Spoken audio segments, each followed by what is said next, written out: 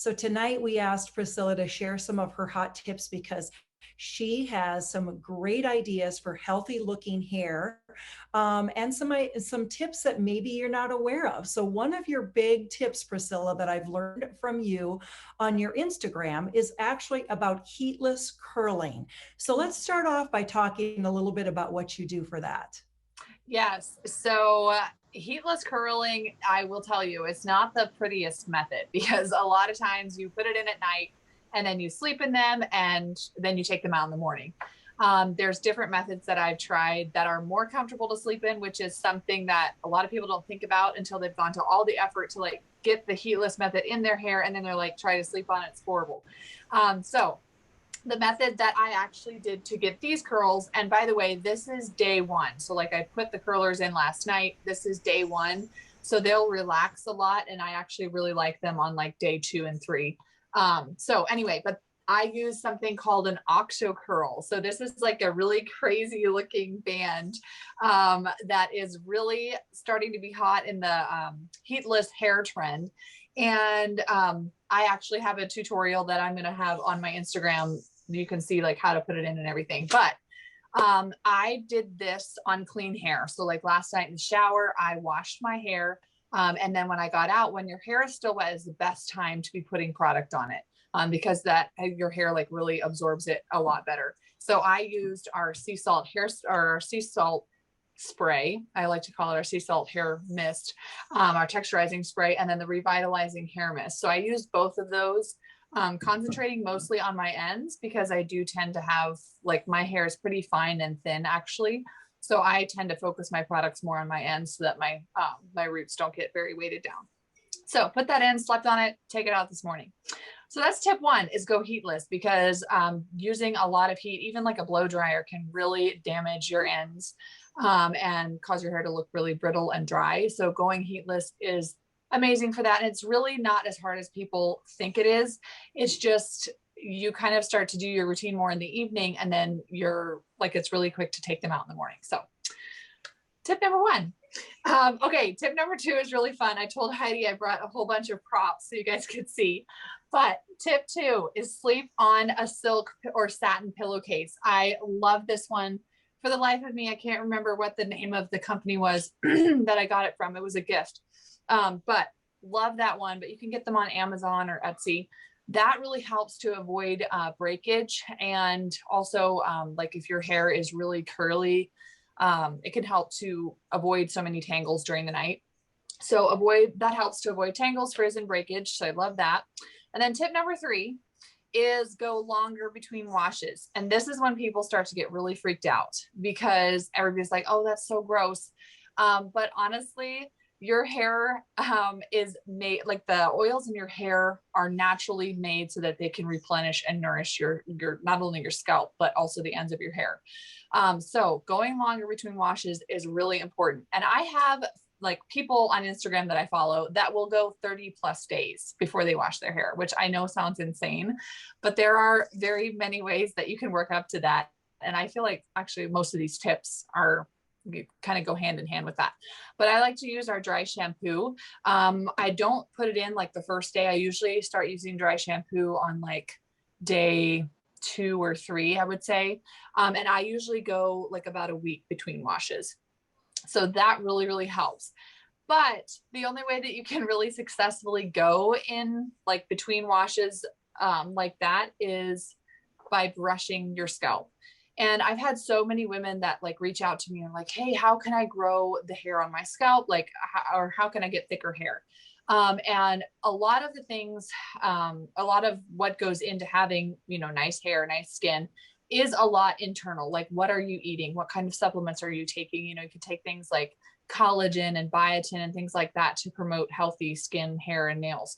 But people often don't realize how important brushing your scalp is. And so like, I'm very religious with brushing my scalp in the morning, like really a lot, because we've probably all heard that thing, like 100 brush strokes, but we're more concentrating on our actual hair. But it's really important when you're brushing to focus on your scalp because that is where your hair grows from. And Heidi, if you have any questions as I go through this, I'm like kind of blabbing. If you have any questions, like just interrupt me. But brushing your scalp with a good brush, and I'm going to show you good brush in a second. It really helps to stimulate hair growth. And it also helps to unclog your actual hair follicle. So that helps to helps your actual hair strands to grow thicker. So brushing morning and evening is so, so important. And I feel like that is one of the biggest things that's helped me with body, like having my hair have more body.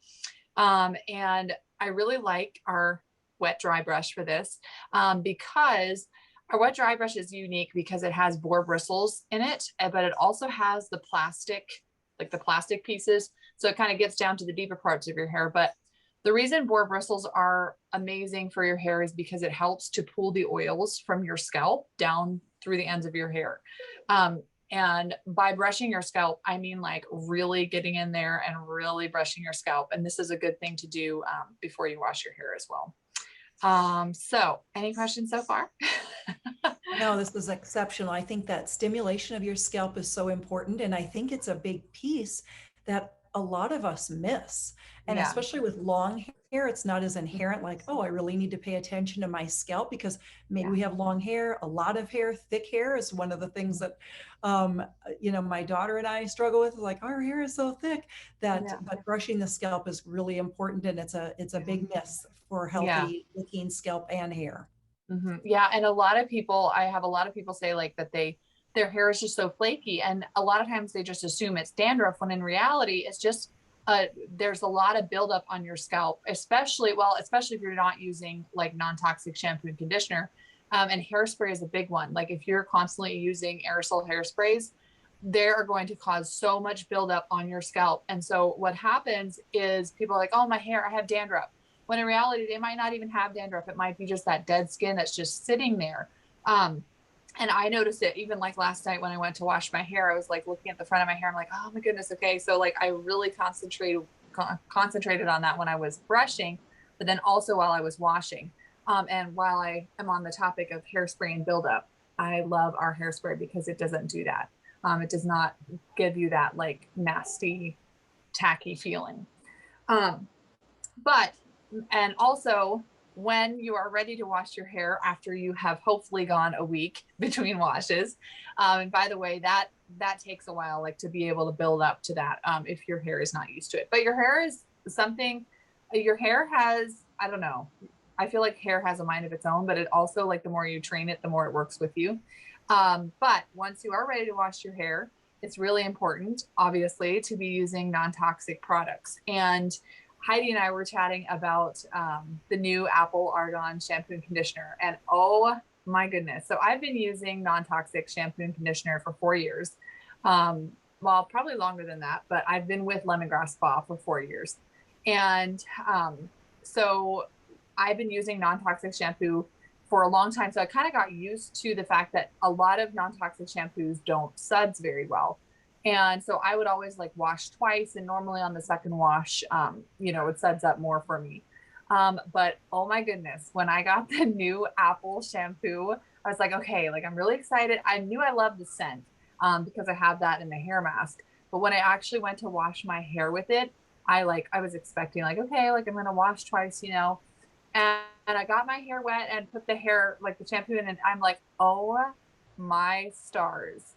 Like this feels like my toxic shampoo used to feel. And I was like, oh my word. I told my husband, like, this is like having the best of both worlds, the suds that toxic shampoo gives you and the health benefits of natural shampoo. So I was blown away, honestly. I was not expecting it to suds that much, but I was amazed. And I do not have to wash my hair twice anymore. Like, I love it. So I was super excited about that shampoo.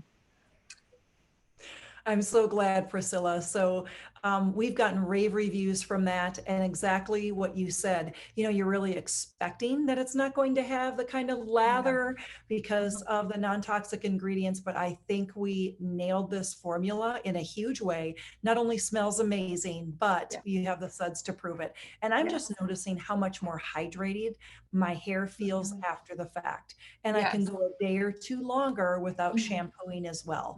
So big pluses. Yep. Yes. And one thing too, and this is maybe more of a tip for people who have hair more like mine, like my hair My actual hair strands are really fine and my hair tends to be thin. And if I don't like take care of my hair right, then my scalp will get oily really fast. So one thing that has really helped me is to use the shampoo. And by the way, I love the pump bottles for the shampoo. They're like $2 and seriously amazing. And they also fit on our prebiotic body washes, which I don't know why I didn't have that epiphany before, but anyway, I love those. Um, but I only use shampoo on my scalp. So like my ends tend to get dry, but I only use the shampoo. I mean, obviously the shampoo is going to run down on the ends when you're rinsing it, but as far as actually like really concentrating, I only use shampoo on my scalp area and like really massage with my finger pads when I'm washing my hair. And then the conditioner, I don't apply to my scalp. I only use it from the neck down, like the nape of my neck down. And that just helps, just because this is so moisturizing, it helps not to weigh like my scalp area down. So that's something I do. But obviously if somebody has like really, really curly hair and your curls go like all the way to your roots, you can totally use conditioner all the way through your hair and it's going to be really amazing for you. The other thing too, with having healthy hair, is to do hair treatments every once in a while. You know, it can be once a month or twice a month, or some people, especially if you have curly hair that needs a lot of moisture, it's good to do it more often. But I really love our apple silk hair mask for that. This is just like amazing. I absolutely love this product. And it's just something to kind of give your hair that extra hydration and boost that it needs. But yeah, there's just so many fun ways to take care of your hair naturally. I feel like it's something I could talk about all day. Well, I think you gave us about a dozen tips today, Priscilla. It wasn't five. So I'm fast and furiously thinking there's going to be a lot of note takers out there, or people are going to want to watch the replay again because you gave so many great tips. Thank you so much, Heidi. This was so much fun. Thank you, Priscilla. I love all your tips, and continue the tutorials on Instagram. I absolutely love watching all of your skincare hair tips, but then also the way you give back to your community with some of the events that you have going on virtually. Thank you, Heidi. You're welcome. Well, everyone, have a great night, and thank you so much for joining us.